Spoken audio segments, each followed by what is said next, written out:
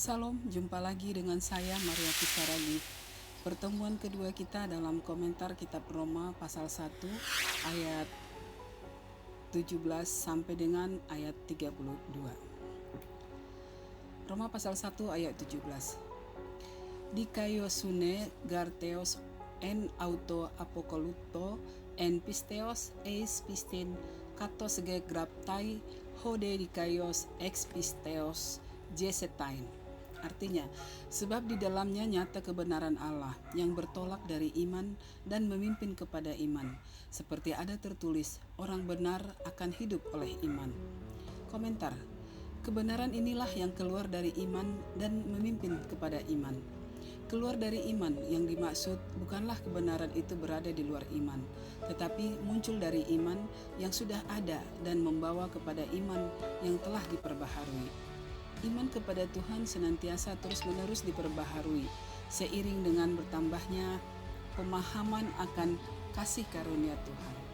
Oleh sebab itu, Rasul Paulus mengutip pernyataan Nabi Habakuk yang mengatakan, "Tetapi orang benar hidup oleh iman." Imanlah yang memimpin seseorang kepada kebenaran. Tanpa iman, seseorang akan sulit menemukan kebenaran. Oleh sebab itu, orang benar akan hidup di dalam iman yang telah dipercayai memberikan kehidupan. Ayat 18. Apokaluptetai gar orge theo ap auranaun epipasan asebeyan kai adikian antrofon tonten alepteian en adikia katek honton. Artinya, semua murka Allah nyata dari surga atas segala kefasikan dan kelaliman manusia yang menindas kebenaran dengan kelaliman. Komentar, kata orge adalah kata benda nominatif feminim singular yang artinya murka. Sekarang murka Allah sedang dinyatakan. Aslinya bukan nyata tetapi dinyatakan dalam bentuk present tense. Dengan melihat pemakaian istilah ini, boleh dikatakan bahwa baik kebenaran Allah maupun murkanya diilhamkan. Nas ini tidak menceritakan suatu proses alami yang terjadi dengan sendirinya. Dalam nas ini, Paulus menceritakan suatu kegiatan Tuhan Allah yang dia laksanakan secara aktif. Oleh karena kata dinyatakan diletakkan di muka kalimat ini, maka kalimat ini merupakan penekanan. Justru karena murka Allah dinyatakan dari surga atas manusia, maka manusia sangat memerlukan keselamatan Allah yang disebut di atas. Ayat 19. Diotito gnostou tou tetau paneron estin en austois ho theos gar autois ephanerosen. Artinya, karena apa yang dapat mereka ketahui tentang Allah nyata bagi mereka, sebab Allah telah menyatakannya kepada mereka. Komentar, kata paneron adalah adjektif nominatif neuter singular yang artinya nyata. Mungkin Paulus merasa seolah-olah ada pembaca yang berkeberatan dengan istilah menindas di dalam pasal 1 ayat 18, karena ayat-ayat yang berikut menegaskan bahwa mereka sungguh menindas kebenaran itu. Bukan ketidaktahuan yang mengakibatkan penyembahan berhala, tetapi kejahatan hati mereka. Manusia sering berpendapat bahwa orang yang menyembah berhala karena kebudayaan mereka belum begitu beradab, belum mantap pengertian mereka. Tetapi Paulus menegaskan bahwa mereka hanya mencari jalan untuk menindas kebenaran yang sudah nyata di tengah-tengah mereka. Ayat 20. Tagar aorata autau apokriseos kosmoutois ho poimesin no sumena kathoratai hite aidios auto dionamis kai theotes eis tu enai autos anapolagetaus. Artinya, sebab apa yang tidak nampak daripadanya, yaitu kekuatannya yang kekal dan keilahiannya, dapat nampak kepada pikiran dari karya-karya sejak dunia diciptakan, sehingga mereka tidak dapat berdalih. Komentar, kata theotes adalah kata benda atau noun nominatif feminim singular yang artinya keilahian. Pernyataan keilahian Yesus sangat jelas di Yohanes 8 ayat 58. Aku berkata kepadamu, sesungguhnya sebelum Abraham jadi, aku telah ada. Yohanes 8 ayat 58. Orang Yahudi tanpa ragu-ragu mengerti maksud perkataan ini. Mereka tahu bahwa Yesus tidak hanya menyatakan kebenarannya sebelumnya Abraham, tetapi Yesus juga menyatakan sama dengan Tuhan. Ini menyebabkan mereka mengambil batu hendak melempari Yesus. Dalam beberapa peristiwa, Yesus menyatakan dirinya sama dengan Tuhan dengan cara yang lain, misalnya dalam memberikan pengampunan dosa, suatu pekerjaan yang hanya bisa dilakukan oleh Tuhan. Dalam Markus 2 ayat 10-11, Yesus melakukan mukjizat sekaligus memberikan pengampunan dosa. Tetapi supaya kamu tahu bahwa di dunia ini anak manusia berkuasa mengampuni dosa. Ayat ke-21. Dioti genoteston theo hosten adoksansan eucharistesan alla ematai otesan entois dialogis mois auton kai extotis hi aus netos autokardia.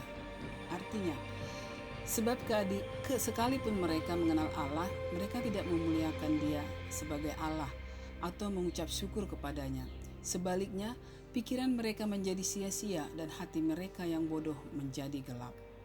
Komentar: kata ematai ontesan adalah kata kerja atau verb, aorist indikatif, aktif, orang ketiga, person number, plural yang artinya dimuliakan. Dimuliakan mempunyai pengertian memuliakan, menganggap mulia atau sangat menghormati. Menjunjung tinggi, kita wajib menghormati nama orang tua kita, perintah Tuhan. Paling mulia, paling dimuliakan dari segala hamba atau raja. Mempermuliakan menjadikan lebih mulia kehalusan budi pekerti akan kedudukannya di masyarakat. Ayat 22. Pas kontes einai sophoi emerontesan. Artinya, mereka berbuat seolah-olah mereka penuh hikmat, tetapi mereka telah menjadi bodoh. Komentar: kata emaron tesan adalah kata kerja, aorist indikatif, pasif, orang ketiga, personil, number, plural, dan artinya menjadi bodoh atau kebodohan. Di sini Paulus menyerang bukan orang bodoh menurut pengertian umum, melainkan hasil pemikiran manusia yang mulia. Kata bodoh di sini tidak berarti kurang pengetahuan, tetapi menjurus ke bidang etis, bahkan bidang keagamaan. Orang bodoh adalah dia yang tidak mengindahkan perintah-perintah Tuhan yang mengatur kelakuan manusia, dan dengan demikian tidak memuliakan pemberian perintah-perintah itu.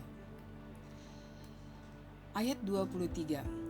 Kai elaksan ten doksantau aptortau teu en homiaumati ignos frahartau antrofou kai peteyon kai tetrapodon kai herpeton.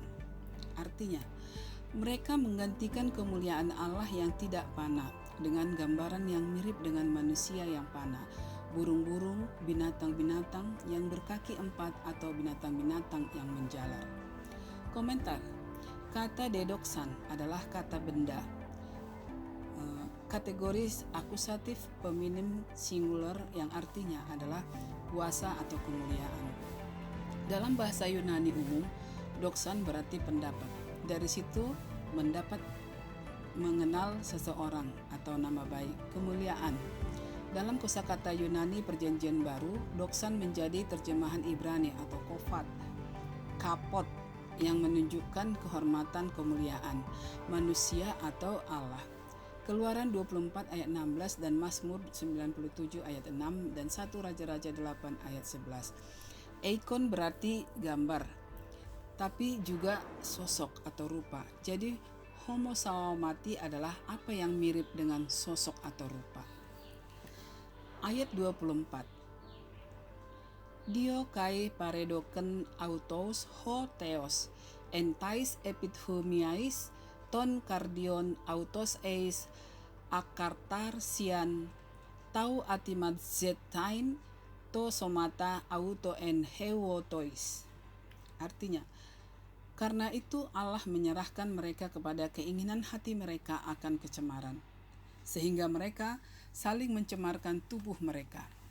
Komentar: Kata paredoken adalah kata kerja, aorist indikatif, aktif orang ketiga singular yang artinya menyerahkan. Disusul eis, maka masuk akal kalau di sini paredoken harus dihubungkan dengan eis atau akad harsian, bukan dengan entais epithumaiais. Epithumia atau keinginan atau nafsu dapat mengandung arti netral atau bahkan positif. Tapi dalam perjanjian baru biasanya menyandang arti buruk, en epithumiais atau dalam keinginan. Dapat mengandung arti instrumental tetapi kata-kata itu dapat juga mengacu pada keadaan atau dalam hal. Sejauh menyangkut tafsiran, kami bertolak dari arti kedua akad harsia atau kecemaran, serumpun dengan kataros atau bersih atau suci. Ati majestait mengandung a tidak dan time hormat, sehingga artinya bukan mencemarkan, melainkan memperlakukan dengan tidak hormat atau memperkosa kehormatan, menghina. Bentuknya adalah bentuk faksib. En autois dapat diartikan sebagai di kalangan mereka atau oleh mereka. Ayat 25. Hoitines metelaksan ten aleteian to teo en to peseudei kai esebatesan kai elatreusan te tisei paraton krisanta hos estin en logestos eistos aionas amen. Sebab mereka menggantikan kebenaran Allah dengan dusta dan memuja dan menyembah makhluk dengan melupakan penciptanya yang harus dipuji selama-lamanya. Amin. Komentar. Kata hoitines relatif pronoun kategori en native masculine plural yang artinya mengganti. Kata ganti orang hoitines bermakna mengulangi apa yang baru saja dikatakan sambil menerangkannya. Mereka memang terjemahan sebab atau karena, bukan tidak mungkin, tapi di sini kurang masuk akal karena penyebab kenyataan yang digambarkan dalam ayat 24 tetap dikemukakan dalam ayat 23. Ayat 26. Dia toutou paredoke autos hoteos eis pate atimias haite garteleyai auto melex laksan ten fusigen kresin eisten para fusin. Artinya, karena itu Allah menyerahkan mereka kepada hawa nafsu yang memalukan, sebab istri-istri mereka menggantikan persetubuhan yang wajar dengan yang tidak wajar. Komentar. Kata paredoken adalah verb aorist indikatif aktif yang orang ketiga singular yang artinya menyerahkan. Ayat ini dikuasai oleh kata-kata kunci paredoken yang telah dipakai pula dalam ayat 24. Di sini pun perkataan itu menandakan peralihan, yaitu peralihan dari menggantikan kebenaran ke menggantikan persetubuhan. Kalau tatanan agama yang benar dirusak, tatanan kehidupan pada umumnya tidak bisa tidak ikut rusak. Kerusakan itu sendiri merupakan hukuman Allah yang sekali lagi dilaksanakan oleh yang dihukum sendiri. Hawa nafsu yang memalukan merupakan iktisari isi ayat 24 dan diuraikan dalam ayat 26b dan 27. Ayat 27. Demikian juga suami-suami meninggalkan persetubuhan yang wajar dengan istri mereka dan menyala-nyala dalam berahi mereka seorang terhadap yang lain, sehingga mereka melakukan kemesuman laki-laki dengan laki-laki, dan karena itu mereka menerima dalam diri mereka balasan yang setimpal untuk kesesakan mereka. Komentar dalam ayat ini juga Lembaga Alkitab Indonesia menulis suami istri sebagai ganti laki-laki atau perempuan. Mereka tidak ada dalam naskah Yunani. Di sini juga wajar, merupakan terjemahan pusikem ten askemausumen. Kemusuman adalah apa yang tak pantas, memalukan, sering dipakai dalam surat Roma. biasanya dengan arti lebih kuat daripada melakukan. Melakukan secara tuntas yang setimpal agaknya kurang cocok untuk menjadi terjemahan edei, kata kerja dei, menunjukkan apa yang wajib, tak bisa dielakkan, khususnya apa yang telah ditentukan oleh Allah. Maka mungkin di sini terjemahan yang lebih tepat ialah yang semestinya. Ayat 28. Kai kathos auk edokimasan tonteon ekei en eginosei paredoken autos ho theos eis adokimo noun poiei tame kathekonta. Artinya, dan karena mereka tidak merasa perlu untuk mengakui Allah, maka Allah menyerahkan mereka kepada pikiran-pikiran yang terkutuk, sehingga mereka melakukan apa yang tidak pantas. Komentar, kata katos adalah kata kerja. As seperti dapat juga menunjukkan alas an, ekodimasan, berarti memeriksa, menguji, menilai, mengambil kesimpulan berdasarkan pemeriksaan, menganggap baik, menghargai.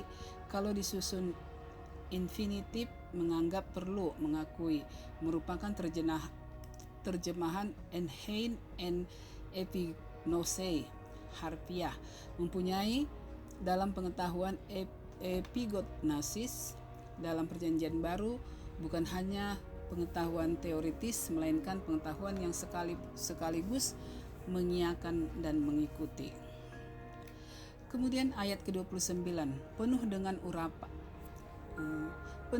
urapan-urapan kelaliman, kejahatan, keserakahan, dan kebusukan, penuh dengan dengki, pembunuhan, perselisihan, tipu muslihat, dan kefasikan. Bahasa Yunaninya, pepleoromenos, pase adikiai, pornemia, poneria, pleonexian, kakiamestos, kotonou, punou, edidos, dolou, kakoeteia, pishurista.